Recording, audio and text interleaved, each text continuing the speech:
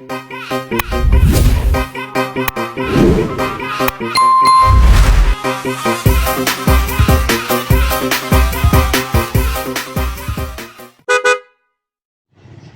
araw mga lods, pasyente naman natin ngayon XRM RS 125. Concern ni sir, nagwa-wild pagka binubuksan, naka-neutral. Tapos ang lakas ng ng leak dito pag inuntong gas.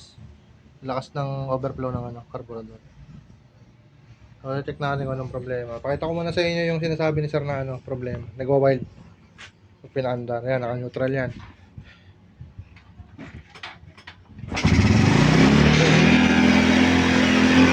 Nagwa-wild. Ang lakas ng wild, hindi pa nakapika. Gusto na kagad umalis yung motor eh. O yun, ang gagawin natin dito, check muna natin yung carburetor. Carb cleaning muna natin. Kasi nag-overflow, baka nasa loob lang naman ng carburetor yung problema. So update ko kayo, bubuksan ko muna tong carb. So hinuhugutan natin yung carb mga lods. Ito yung carb ng RS. Medyo madumi na rin.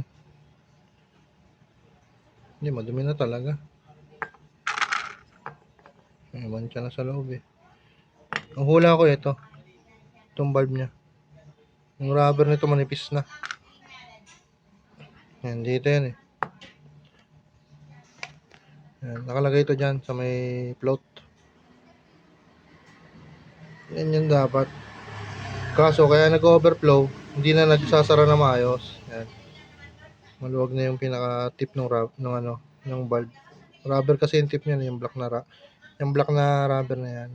Yan yung dapat magsasara doon. Pag nagsusupply ng gas, dapat pag umangat na tong float, napuno na yung eksaktong amount ng gas, sasara na dapat yan. Ito hindi nagsasara na maayos, kaya nag-overflow. So ayun, checkin natin, lilinisin natin. Tapos gagawin ko ng paraan dito, isa may valve, para hindi na magpalit ng carburetor sir. Tapos kabit natin, testing natin kung mawala na yung wild. Ayan, linisin muna natin to.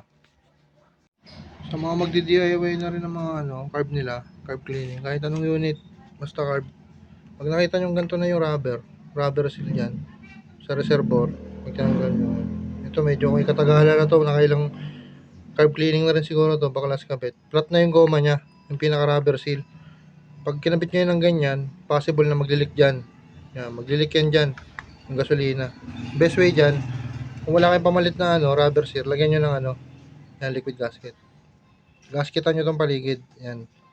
Paikutan nyo lang manipis.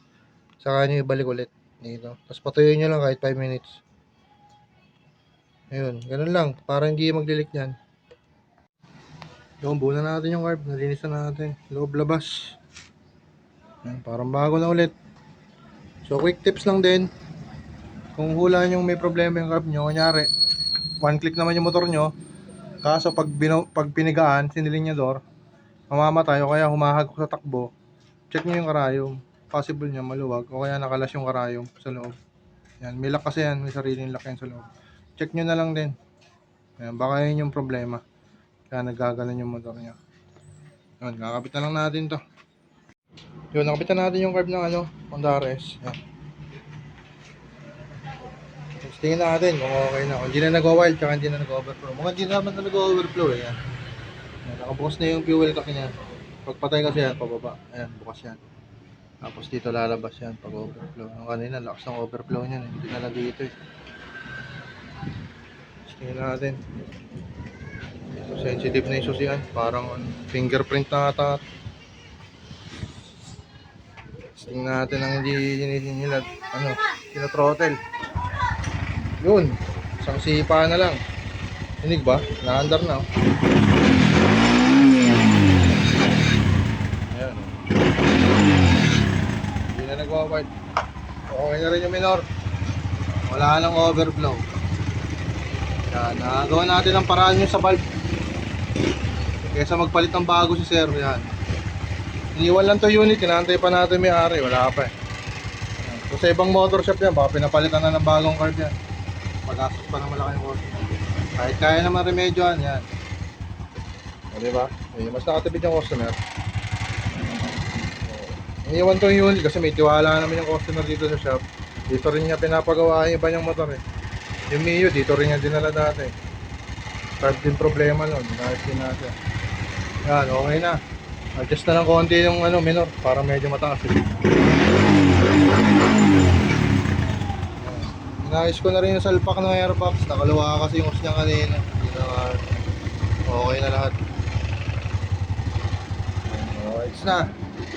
Kasi mapag-aso sa malaki yung customer yun. Nagawa natin ng paraan. Explain ko na lang sa customer mamaya. Balak na rin yata niya itong palitan ng carb. Sabi niya luma na rin kasi itong carb. Sabi ko baka magawan pa ng paraan. Hindi pa siya mapag-aso. Bali ginawa lang natin dito carb cleaning. Yan, carb cleaning lang labor niyan. Alright na. Alright! Okay, let's go.